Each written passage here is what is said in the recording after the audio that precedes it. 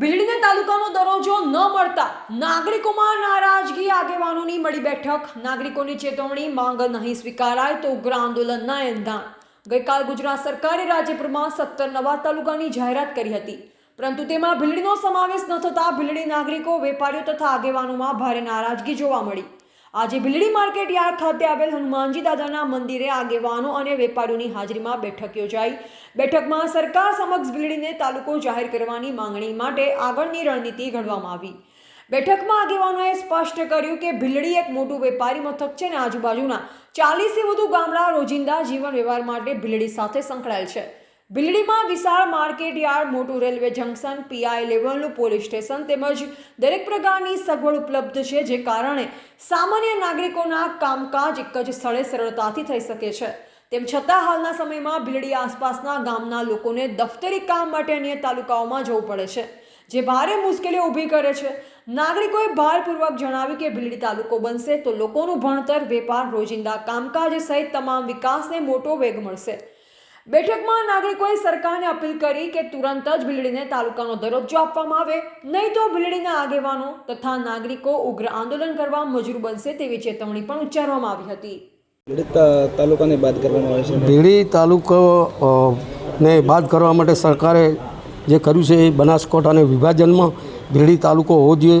ભીલડી તાલુકોથી 40 ગામડા અહીંયા વેપાર માટે આવે છે। ભીલડી રેલવે સ્ટેશન જંકશન છે, ભીલડી જૈન દેરાસર છે, નેશનલ હાઈવે છે।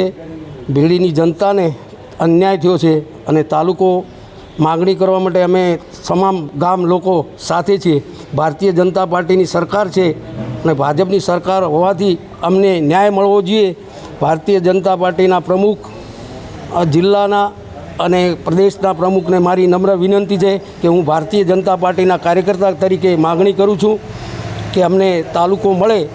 અમને અન્યાય થયો છે, અમને તાલુકો મળે અને એ બધે બસ। આગામી દિવસોમાં કયા પ્રકારની રણનીતિ રહેશે? આગળના વખતમાં અમે સરકારને મળીશું, સરકારને વિનંતી કરશું અને પછી આગળનું વિચારીશું। ઓકે। એની સાથે કેટલા ગામડાઓ અત્યારે જોડાયા? અત્યારે આમ તો ભીલડી એ ડીસા તાલુકાનું છેવાડાનું ગામ છે, એટલે બાજુના તાલુકાના પણ 8 થી 10 ગામો અમારી સાથે આવી શકે છે અને હાલના જે ડીસા તાલુકાના એ પણ 35 ગામો અમારી સાથે જોડાઈ શકે એમ છે, જેથી કરીને અમારે લગભગ 45 થી 50 ગામડાઓ અમારી સાથે 15 કિલોમીટરના ઘેરાવામાં આવી શકે તેમ છે। જે માંગણી છે ભીલડી તાલુકાની, ભીલડી તાલુકો આરએસએસ સંઘની દ્રષ્ટિએ પણ ભીલડી તાલુકો ગણવામાં આવે છે। બીજેપીમાં પણ બીજેપીની દ્રષ્ટિએ પણ એક મંડળ છે, ભીલડી તાલુકો ગણવામાં આવે છે। વીએચપીની દ્રષ્ટિએ પણ ભીલડી તાલુકો ગણવામાં આવે છે।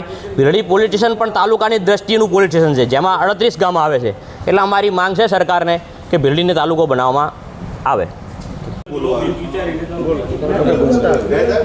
ગઈકાલે જે ભૂપેન્દ્રભાઈ પટેલની જે સરકારે ગઈકાલે જે 17 તાલુકાની જે જાહેરાત કરી છે, એ તાલુકામાં ભલે લોકોની સુખાકારી માટે કરી, એનો અમે આવકારીએ છીએ એને પણ, પરંતુ અમારી ભીલડીની પ્રજાને પણ તાલુકાની જરૂર છે।